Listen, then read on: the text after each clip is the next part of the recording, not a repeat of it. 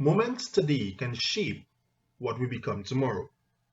When I was an undergrad student, my final year research took me to schools in rural areas. What I remember most from my visits was the sound of rain. There was a little child at this one school in maybe a class of 20 or so students, and he was completely captivated with the rain that he saw outside while the lesson was being taught. I thought to myself that there could have been a better way to engage him in the classroom. You can work with me as we discuss the issues in incorporating technology as a strategy to engage students in the classroom. In today's world, the computer has become a major tool in the 21st century, both at home and in the workplace. Since educators in 21st century need an understanding of the technology, research from Wong and Wong in 2015 suggests students are not interested in a traditional teacher-centered method of teaching. According to Bates in 2000, a divergence from traditional recall of facts to methods encouraging creative thinking, problem solving, analysis, and evaluation is required to motivate 21st century students. Frand in 2000, simply put, educators need to move away from the behaviorist type teaching to constructivists that employ less transmission and more transaction and transformational practice. This is from Johnson in 2010. Classrooms across Trinidad and Tobago are faced with a combination of individuals from a variety of economic, cultural, and religious backgrounds. Our school system is not unlike the international system where boys and girls share the same classroom. Our nation is one that is reflected in the classroom, where a diverse mix of races and individuals with cultural backgrounds are found. This difference in culture can create a huge divide in the classroom. Technology in the classroom seeks to bridge that gap. Our classroom is now becoming a global village where we can have access to a variety of information. I am Chris Marshall, and I will attempt to focus on the socio-cultural issues associated with integrating technology in the classroom. Internationally, technology is changing the classroom and culture of the classroom. The literature suggests that many minority group students, such as Afro-Americans, may be at a disadvantage when incorporating technology due to their hands-on nature. Now that technology has been integrated, there seems to be an influx of cyberbullying taking place where individuals use the technology other than what it is meant for and throw racial slurs at each other. Regionally, many governments have sought to incorporate technology, have been met with issues with teachers being unable to incorporate it into their lesson plans, citing certain cultural issues and incorporations. Locally, as mentioned earlier, the difference in religion gives rise to difference in beliefs and culture. Issues of integrating technology can be as a result of the need to keep some of the core beliefs of the school alive. Technology should be managed. Giving a child a laptop or phone with access to the internet will elicit all types of evils from the internet. Students may have tendencies to use and abuse social media while at schools. We have all seen the prevalent videos of student fights and school upheaval. This is where schools' internal policy based on their own socio-cultural norms will apply.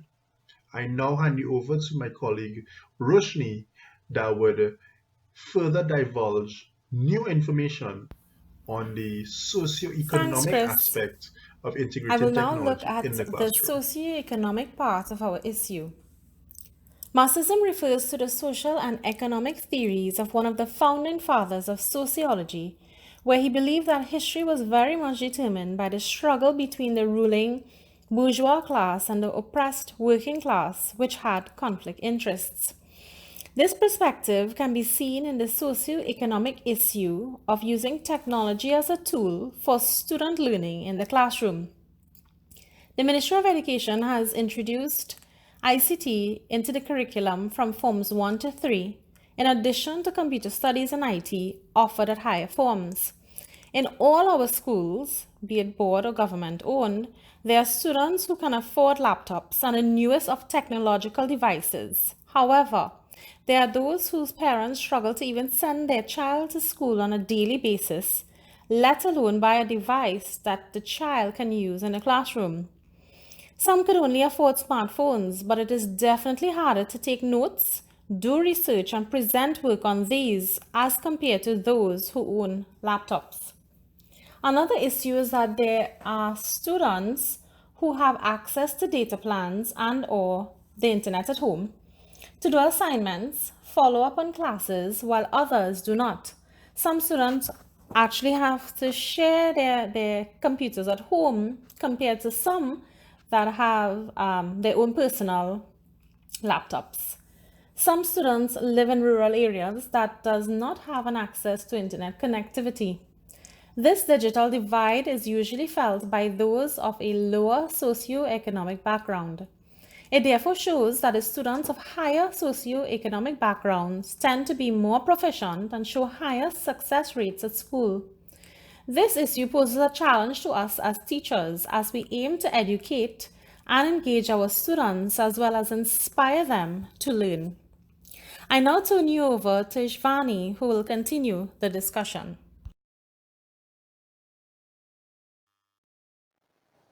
Thank you, Roshini. I will be focusing on the psychological aspect, which is threefold, as it refers to the learner as individual, the learning process, which is how the learner benefits, and the learning situation, which are the accommodations of the formal school setting which allow both the learner and the learning process to flourish. Information and communication technology, commonly known as ICT, is a global phenomenon that was introduced to the traditional classroom setting with the intention of enhancing the effectiveness of learning, since the lessons will be more stimulating and engaging to the minds of the students by offering a more inclusive classroom environment for the 21st century tech savvy learner. It was meant to allow both teachers and students alike to be more creative and receptive to the possibilities of the various avenues of learning and teaching, and consequently bridging the gap between both stakeholders. It must be remembered that students are in fact quote unquote digital natives, as they have grown with technology and it is very much a part of their lives. Therefore, to engage them, ICT is a necessity. Unfortunately, throughout the world, teachers and lecturers are now competing with numerous distractions from these same electronic devices in the classrooms, from cell phones to laptops. The integration of ICT carried with it the hope that classes will become more student oriented and learners will become more proactive in their education. Barbados's Education Sector Enhancement Program in 2000 states that its primary goals were to prepare the students to be readily retrainable, and creative, ensure that all students understood the necessity to live and work harmoniously, and to prepare students to live in a technology rich environment. From creativity, collaboration, and critical thinking skills, complacency and ineffectiveness, isolation and gaming, and plagiarism and cheating emerged. Ironically, due to the wealth of information at their fingertips, students are no longer interested in gaining in depth knowledge about topics and current issues, but rather finding answers to their assignments in the shortest and fastest manner possible. This has jeopardized the quality of their critical thinking skills and desire to learn. This lack of effort is reflected in the increase in plagiarism and cheating globally at the high school and university levels. This from the Center for Academic Integrity based at Clemson University, South Carolina, and even from the scientific journal The Psychological Record in 1997 that indicated that out of the 36% who plagiarized, more than half of them said such cheating was no big deal. The failure to meet the learner as intended has gravely affected the learning process. Due to the lack of interest or stimulation, students are focusing their time and energies on more engaging sites of social media. This phenomenon has permeated all spheres, as currently two countries ranked in the top three internationally for their education systems, Canada and Finland, have decided to ban digital devices in the classrooms due to the negative distractions on the learner.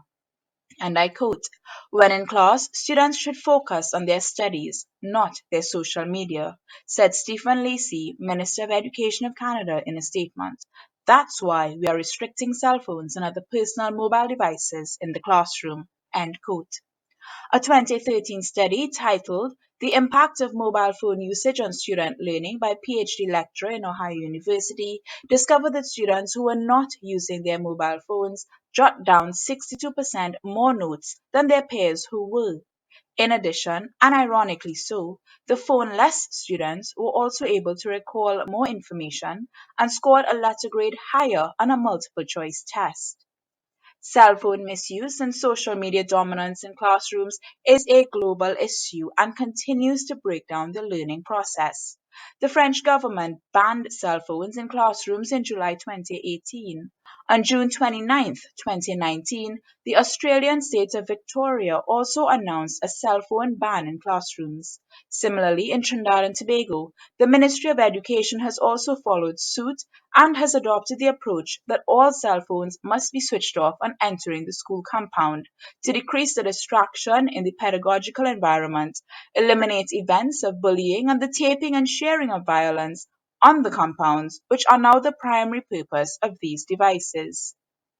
Finally, the learning situation, which caters to the success of the learning process and inevitably the learner.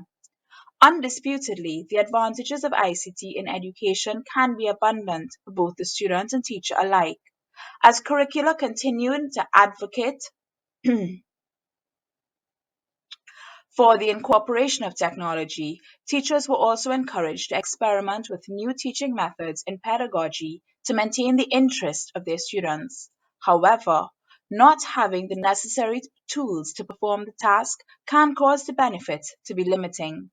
The Barbadian study stated that the initial push for the ICT integration would be arduous, and setting up devices and training teachers can be troublesome, costly, and time consuming. The Ministry of Education in Trinidad and Tobago has formally recognized the need for ICT in primary and secondary schools and training across the nation. It must be noted that greater challenges of physical changes to infrastructure, accommodation of computer labs to cater to individual students, connectivity of devices, maintenance, and technical support continue to be a work in progress. However, while these challenges are a priority, they are, given enough time and money, eventually solvable.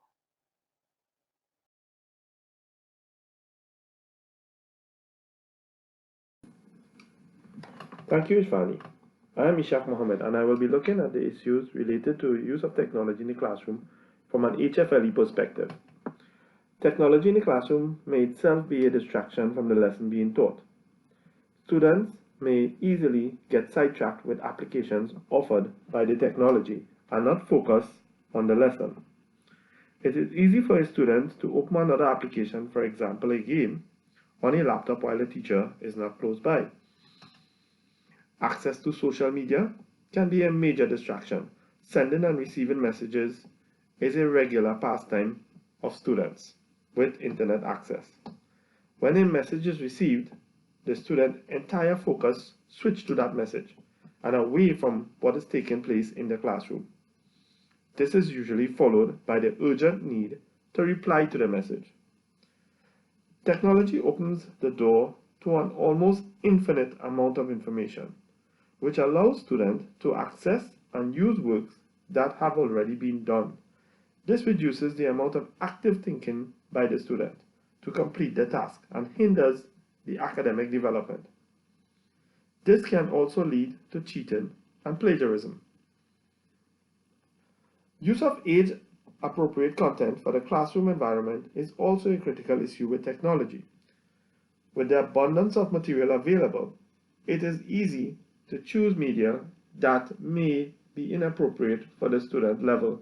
For example, in discussing drug abuse, a teacher may present a video that may not be suitable for primary school students. It is very important for teachers to be careful when they choose the material to be used, since not all materials are suitable for their classroom.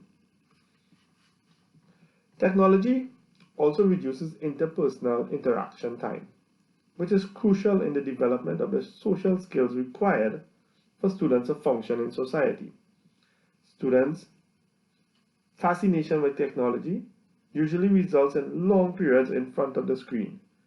This has reduced time spent socializing and conversing with peers, and the development of human compassion. More screen time translates to less face-to-face time. Instead of asking a friend's assistance or opinion, a student may simply Google it. Keeping these issues in mind, technology has many benefits in a classroom, but should be used with moderation. I now pass you over to Shirlan to continue the discussion.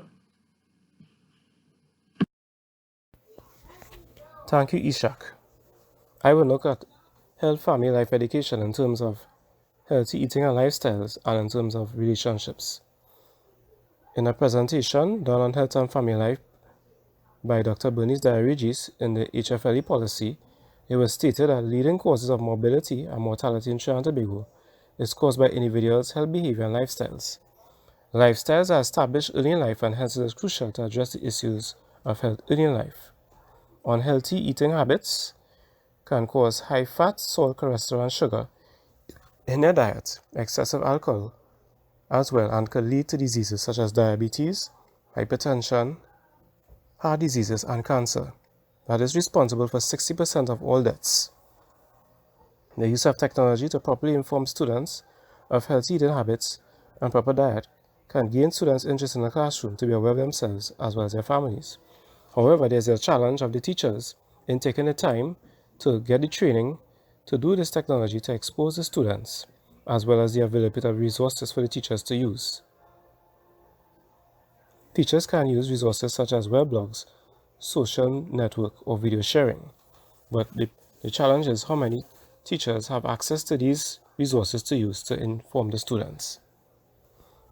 Another issue is looking at relationships. Some children at home suffer from abuse and are forced to run away from home. They look to the social media for love and comfort, and therefore land into victim to sexual predators or sex offenders. The New England Journal of Public Policy states that contact with online predators happen mostly in chat rooms or social media. The New Hampshire's Youth Internet Safety Study reports of unwanted sexual solicitations declined from 53% between 2000 and 2010. Locally, it was also stated in a Newsday article on April 29, 2019 by Dr. Vamadiyal Singh that abuse from authority figures are driving girls away from home. He also stated that children look to social media for comfort when they don't get the necessary care from their parents. So it's therefore crucial for proper parenting to inform children of the dangers of talking to other strangers on social media as well as the teachers. But the challenge lies in keeping up with the children in terms of the availability of the technology, the knowledge of how to use the software, and the availability of the resources.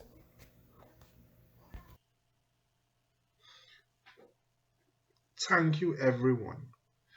Socioeconomic aspect views the integration of technology as the ability to afford the technology, while the sociocultural shows that the cultural divide can cause a rift within the classes that can lead to groups being at a disadvantage when integrating the technology.